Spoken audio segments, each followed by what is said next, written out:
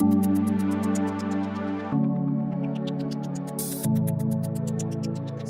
please welcome to the stage Croud's Director of Data Science, Kevin Joyner. Kevin? Thank you.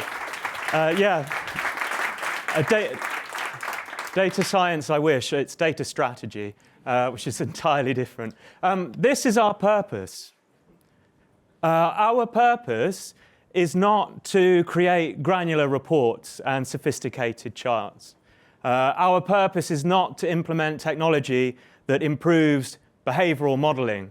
It is not even to implement technology that drives smart bidding.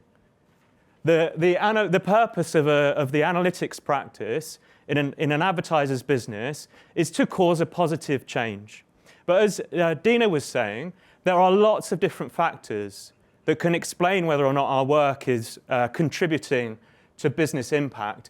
Croud uses this modern analytics maturity model, which we use to judge the analytics maturity of our clients' analytics practice. And we also use it to plan the work that we're going to do for them. This is invented by Avinash Kaushik. We're very lucky to have him as our CSO. If you subscribe to his premium charity fundraising newsletter, you can have this and all the rationale and all the explanation and use it as well. But if you go along the columns from left to right, we're talking about increasing levels of maturity. And then in the rows along here, we've got a number of different areas. The altitude of decision making, the people that you're investing in, the methodologies that you're using for measurements. We've got a bunch of different areas by which we study the maturity of the client's analytics practice. There's too much detail here, but I'll go into the groupings. These rows group like this. So there's a bunch of stuff that has to do with data and data sources and the KPIs that the client is using. We've got rows here that have to do with empowerment and culture. Like, is analytics trusted in a business? Does anybody even pay attention to the reports that we generate? So enabling analytics is really important. And then we've got leadership and strategy. So is there ambition for analytics in the business? Is it understood? What sort of altitude, kind of scope of the decisions are being made? Crucially, which stakeholders are engaging with analytics? And there can sometimes be a mismatch, like we're sending standard reports with last-click attribution to the CMO, and we're wondering why there's no business impact from our analytics practice. Here's an example of how we've assessed the analytics maturity of one client. So they've got a really significant data science team, and they've got some really large and complete customer data sets, and they're doing quite detailed modeling on that customer data. But they lack the data infrastructure to make all that work available to marketing. They're using last-click conversions to judge the performance of marketing, and the methodologies are just entirely incapable of showing whether or not the marketing investment is really making a difference. If you lay on those three groupings that I talked about earlier, one way of explaining this is to say we have the vision and the ambition, and the leadership understands what analytics is capable of, but the methodologies and the data sources and their availability to marketing is holding the business back and stopping us from creating a culture where analytics can make a difference. I want to, now, having explained all of that, I want to talk about measurement methodologies. I've expanded one of the cells there, and I just want to make the point that you cannot progress even to level 3 in our maturity model if you're not using incrementality experiments. And there's lots of different ways to explain why digital attribution is inadequate and will not take you very far, but here's one way of explaining it. For a given advertiser, they might, somewhere at the beginning of the year, run a promotional campaign, and then there's some seasonal event. Not long after that, there's a competitor launch of some other competitor product. They launch a new line, they decide to shift their media mix, and you see there is never a moment of consistency.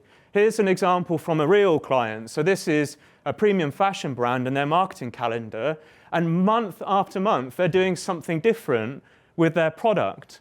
And there is never a good time to use a methodology that can't account for any of this.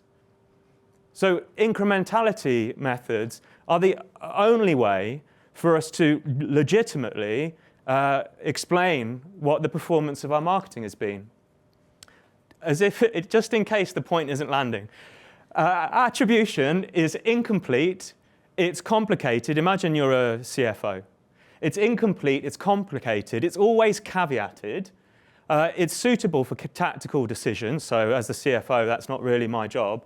It's a methodology for the campaign manager, and it's important, we need it, but it's not anything like incrementality, which, you know, there's been a couple of mentions of it's not perfect, but essentially we have a way of studying the complete set of circumstances that explain marketing performance. It's complete, it's relatively simple, it's a robust methodology, it enables strategic decisions.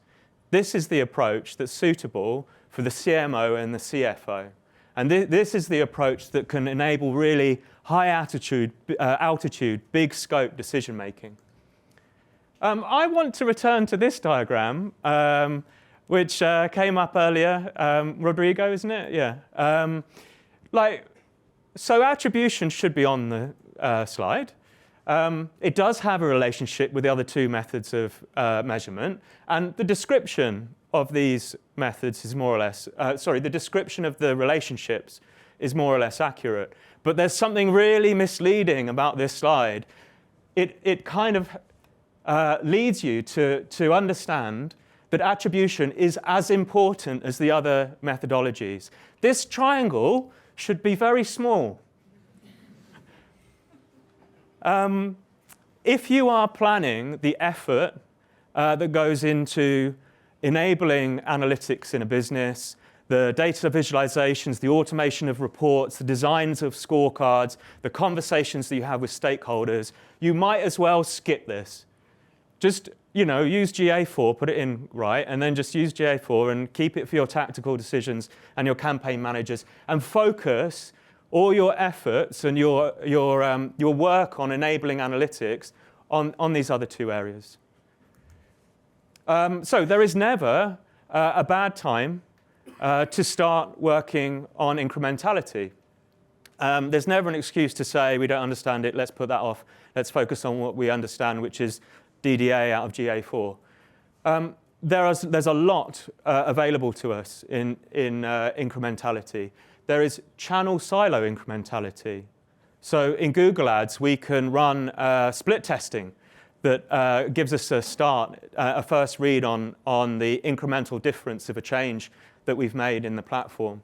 And that's true of all of our channels. Most of the channels that we work with have got some way for us to do channel silo incrementality. That we can start on right now. We can write the program and the register of experiments that we're going to run. We can do that immediately. Then we have cross-stack incrementality. So because these several channels are part of the same platform, it makes it easier to study the incremental changes that you might make within a platform. And this is where we're probably going to be using the kind of large-scale controlled experiments that have been discussed in the other presentations. And then we've got what we call portfolio incrementality, and this is where MMM would come in. Just to give an example, like you've already seen charts like this, but here's what we did when we introduced a new bidding strategy for one of our clients. This blue line is not sales attributed through digital attribution to the campaign. This is bottom line business platform sales. This is sales out of their business platform, and we were able to show what difference it truly made to have changed that bidding strategy. But just to wrap up then, I want to talk about these different approaches to incrementality and the levels of sophistication that move from left to right in the maturity model along the row for measurement methodologies. So with MMM and portfolio incrementality, in other words, we can be answering the questions the CFO really cares about. Where do I put the next $10 million? This marketing's working. Where should I put the next $10 million? So that's the kind of question we answer with portfolio incrementality. And then going down into cross-stack incrementality, do I need to spend $10 million on Instagram or on Facebook? So that's the level of question that we might answer there.